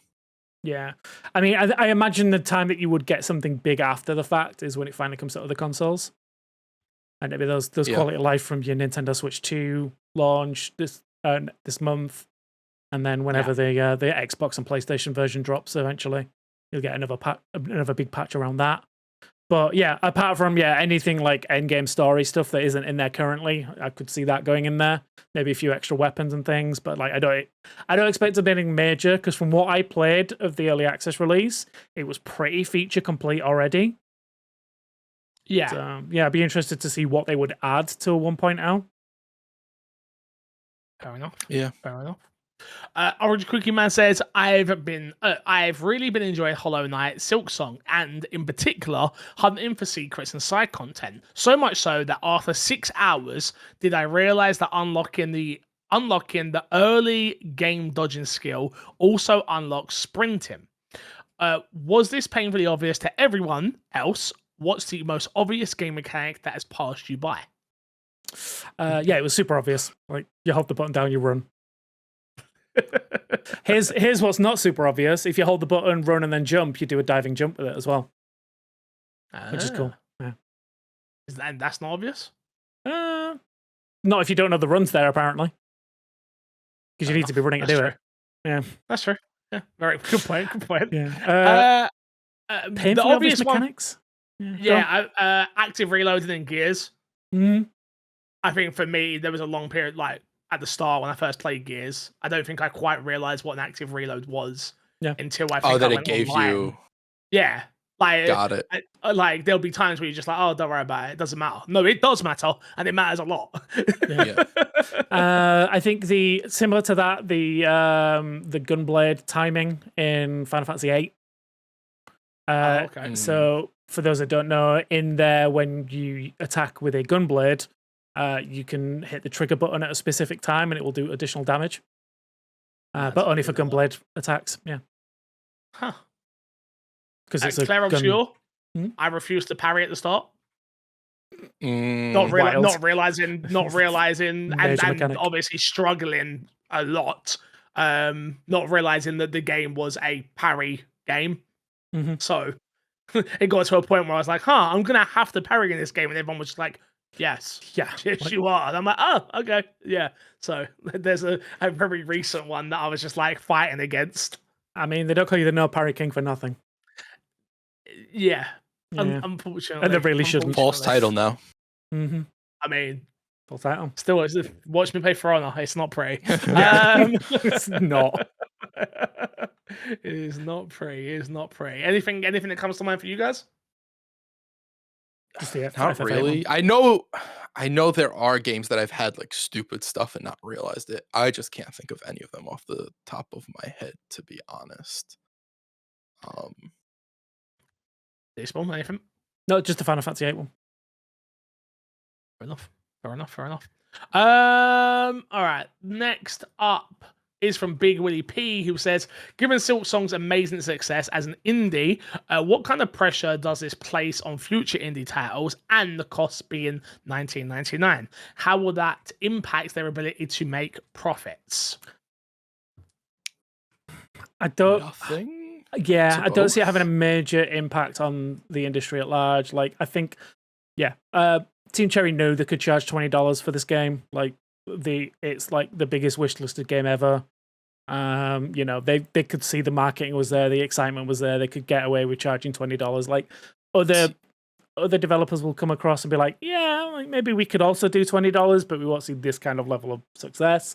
But I don't think anyone's going to be like dropping their prices for it. Sorry, Crash, go ahead.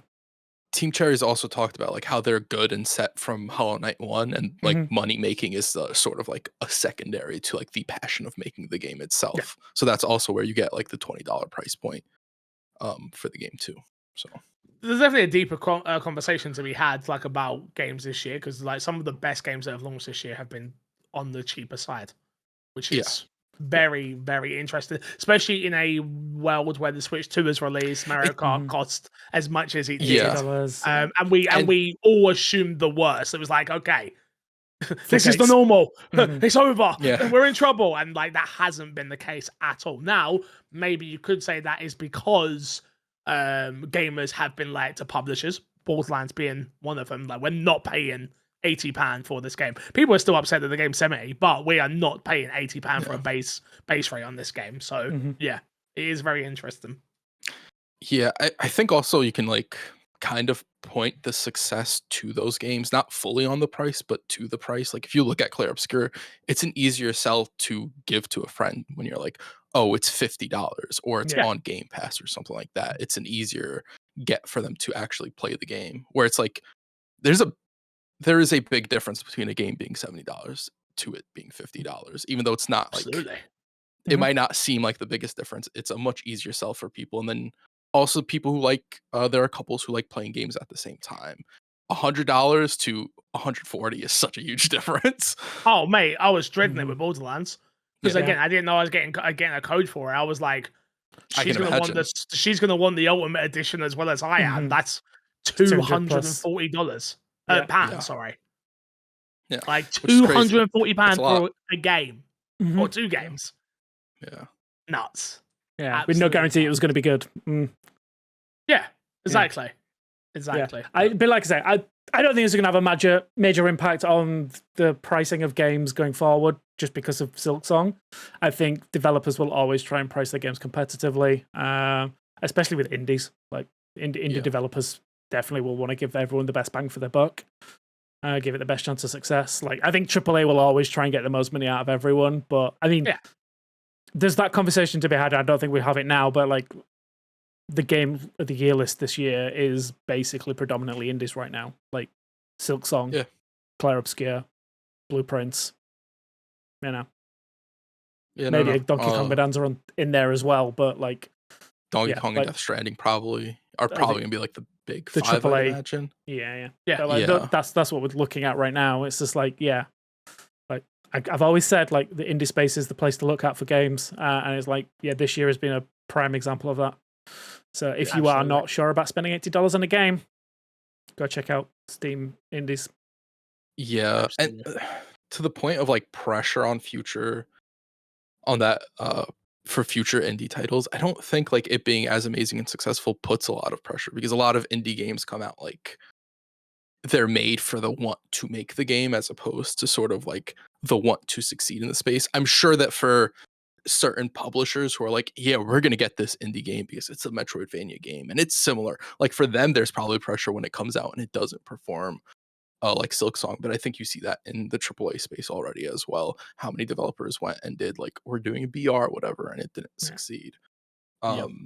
So I don't think I think it'll probably have less of an effect on the indie space than Silksong's existence will on the AAA and bigger stages. I think every successful indie game is just a champion indie games again. Yeah, that's all. So we'll do one more and then we'll get the hell out of here. CC Sam says, "What is the one game that made you cry and why?" I can start if you'd like, unless you've got one. Go on, this one. I think it might be the same thing, but I don't want to say it because I don't want to spoil anything for anyone. I'm spoiling it. Are we spoiling 10 it? years. Oh, is it 10? It's been longer than 10 years. Are we? Does it We're start? not thinking the same thing. Does it have a 7 in the title? Nope. Okay, then mine's a different one, and I don't want to spoil that because it's relatively new for some people. Oh, okay. So yours is okay. Mm-hmm. Yeah. Okay. Yours is being remade and stuff like that. So cool. I don't want to spoil it. Yeah. Don't spoil that. That's fine. Yeah. Okay, mine is Walking Dead.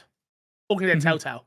Yep, I know what you're saying about. The ending of that. I guess I'll just leave it at that for people who don't know the ending, in case you're debating on playing there. That had me. I remember crying. I remember my friend Jack. My mum must have let him in. He come upstairs. He came into my room, and I was just sat on the bed crying. And he was like, "What the hell is wrong with you?" I'm like, "He's gone. He's gone." Yeah, man. Yeah. I remember that. I remember it very, very vividly. Mm-hmm. That I'm trying to think anything else. I mean, no, I think that's the main one. I'll be honest. Yeah, I mean, I don't think it made me cry, but it made me stop playing the game. That one scene in Last of Us Part 2. Oh, interesting.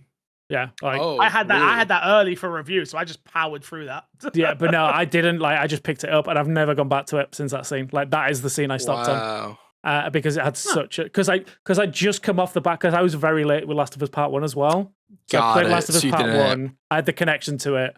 Then I jumped into Last of Us Part 2, and I was like, "Holy crap!" When that scene happened, and I'm like, again, not spoiling it for anyone. I know it's been remade like 4 times.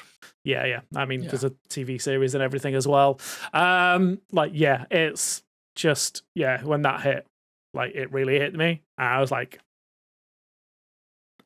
I need a minute. And apparently it's been like a year. I needed a long minute. Chris, you ever cried at a game? You ever seem like a crier, I've got to be honest. I'm a manly man. I've never cried at a game. No, I don't think I've ever cried at a game, but I don't cry at media in general. I found myself like getting sadder at stuff as I've gotten older, but I don't think I've ever like straight out.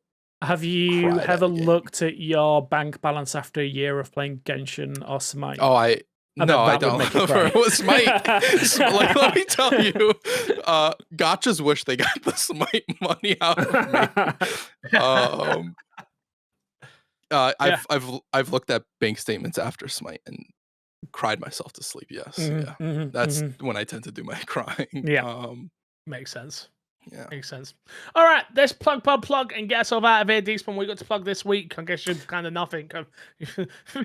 Yeah, I'm not working, so I've got no work to plug. Podcast reviews. Come and tell me how, and YouTube comments at the same time. Come and say congratulations. Remember, minimum of 10. We need them. 10 congratulations. Otherwise, apparently, we're cancelling the podcast. I don't know how that's a thing. Maybe Fix just has a week off because he wants to, he doesn't want to do it anymore. I'm If he I've doesn't get been those trying to comments. cancel it for years. It's true. We just won't He's let like, him. give me a reason. Anybody, give me a reason. He's looking for a reason. Do not give him a reason. We want to. Me and Crash want to come back next week. Maybe we can convince Matt. Yeah, go check out the. It'd be funny if the week that Fix is like, I'm not going to be here. I'm not doing it. Like, hey, I'm not doing it. We can do it any day this week. You guys. Yeah. Matt's like, yo, I'm free right now. Let's do it. Yeah. No, the main one. Go to Twitter and Instagram and everywhere else. Matt P video. # Where's Matt? # Where's Matt? Very Let's important. get it going. Very if that's not trending by the end of this week, we're not doing a podcast next week. Crash, we got to plug this week. In the Discord, if you guys aren't in the Discord, join the Discord. We're doing the MXAM Awards. There's a whole system going on in there. Go in, leave recommendations for the categories there are. Go in, leave recommendations for categories themselves. I have to go in and add some of the new ones that were recommended. And just vote on stuff, emote on like what you like, or react to what you like and what you don't like. Right now, it's really just a conversation of what should be in the conversation for at the end of the year, as opposed to what you think is the game of the year or whatever the category is. That will come. Yep. Fair enough. What am I going to plug? Not much. twitch.tv/mcfixer. Come and follow me over there if you haven't already. I'm back to my normal schedule of 9 o'clock in the morning start. Playing Borderlands. So if you enjoy watching people play video games, you know where to find me. Or to be honest, just a cool community, to be honest. Pretty much the MXM community and a few other people from RP saying, why are you not role playing? We'll get them back over to MXM community, don't you worry. We'll try. Until next time, we'll love ya, leave ya, and see you later. Thank you for your time, boys. Good boy. Call me daddy.